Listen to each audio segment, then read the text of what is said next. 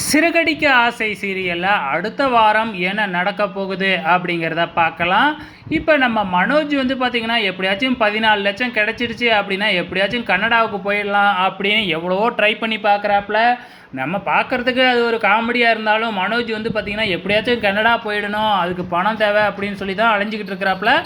இப்போ என்ன ஒரு பிளான் போட்டிருக்காங்க அப்படின்னு பார்த்தீங்கன்னா, ரோகிணி வந்து ஆமாம் உங்கள் கல்யாணத்துக்கு, அதாவது என்னைய கல்யாணம் பண்ணுறதுக்கு முன்னாடி நீங்கள் 27 லட்சம் ரூபாய ஒரு பொண்ணுக்கிட்ட இழந்துட்டேன் அப்படின்னு சொன்னீங்க இல்லையா?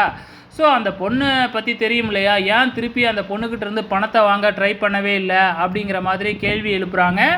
அந்த பொண்ணு தெரியும், இப்போ எப்படி அவங்கள கண்டுபிடிக்கிறது அப்படிங்கிற மாதிரி வந்து கேட்குறாங்க. இந்த மாதிரி கம்ப்ளைண்ட் கொடுப்போம், இவங்கள பற்றி விசாரிப்போம் அப்படிங்கிற மாதிரி முடிவு பண்ணிடுறாங்க. நம்ம மனோஜி அந்த பொண்ணோட ஃபோட்டோவை ஃபோனில் வச்சுருக்காப்லையாட்டுக்கு.